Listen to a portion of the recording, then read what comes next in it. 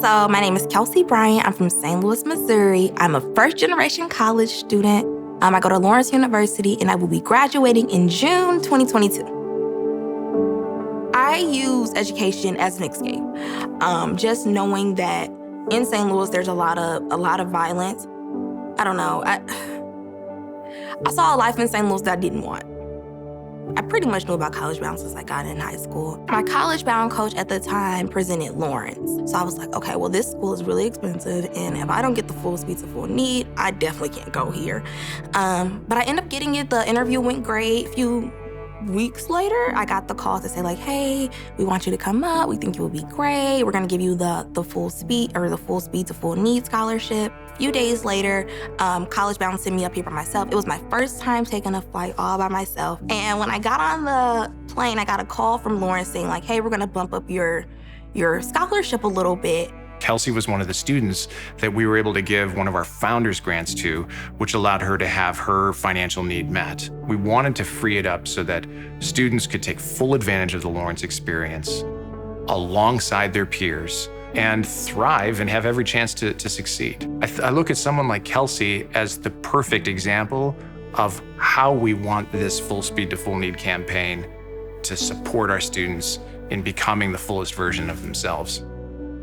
My freshman year was a little bit difficult just because it's so different from St. Louis. In order for me to be successful, like I know myself, I need to be involved somewhere, and I hadn't done that yet.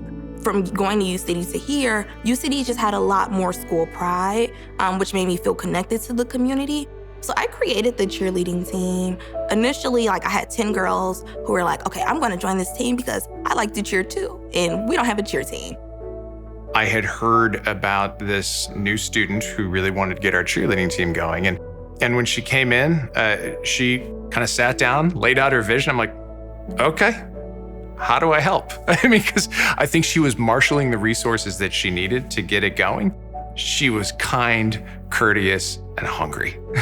A great way to get stuff done. This was the start of when I realized that I can do whatever I want to do as long as I have a passion for it and I stick to it.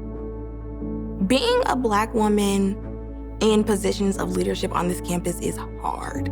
I had a conversation with the president of the university, who's also a Black woman now, and I was telling her like, hey, since you got on campus, like it's been even harder for Black students just because there have been more microaggressions and I don't know, it's been hard. Knowing that, I was like, okay, I want to be able to run for LUCC president just because I know that this is a shared governance, and like through this position, I would have the power to change those things for us. I ran twice actually, and I won both times. So I've served 2 terms at this point.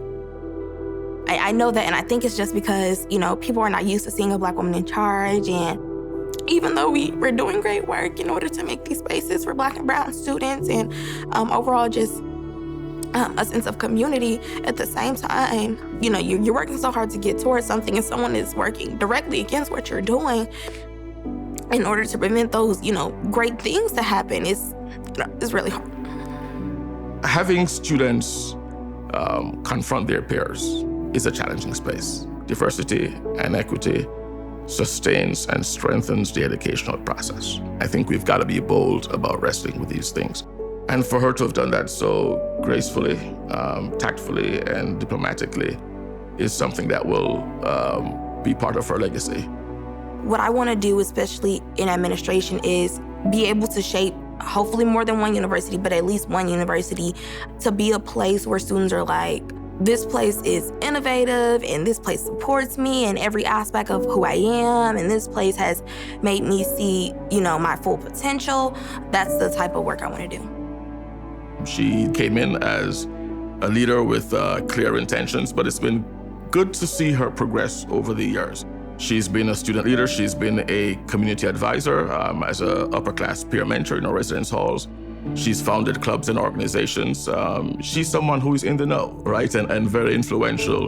When I think of Kelsi or other students who have come from college bound to Lawrence and are thinking about going into higher ed, I'm hopeful for the future of this profession. These are students who get it and I think are going to help more students find their way to places like Lawrence and feed that cycle. I think we all know that there are going to be huge shoes to fill when she steps out. But I think she knows, and she should know, that she has made an effective, real change, that she's leaving at UCC in a better position than she inherited it, and that she's been a part of the leadership in that change as well. That would be her legacy. Freshman year me probably would have said, why am I here? But senior year me is saying, I couldn't see myself anywhere else. I appreciate College Bound so much for introducing me to Lawrence. College Bound makes sure that students don't fall through the cracks. Really just giving people that support and uplifting them is what College Bound does well. College Bound invested so much in me. Jen Hillman invested so much in me. University City invested a lot in me. And Lawrence gave me a lot of money to be here. So in addition to not wanting to fail because I didn't want to fail, I was like, I cannot fail because I have all these people who are here to support me and have invested in my future. Overall, I'm just going to be happy that I did what they wanted me to do.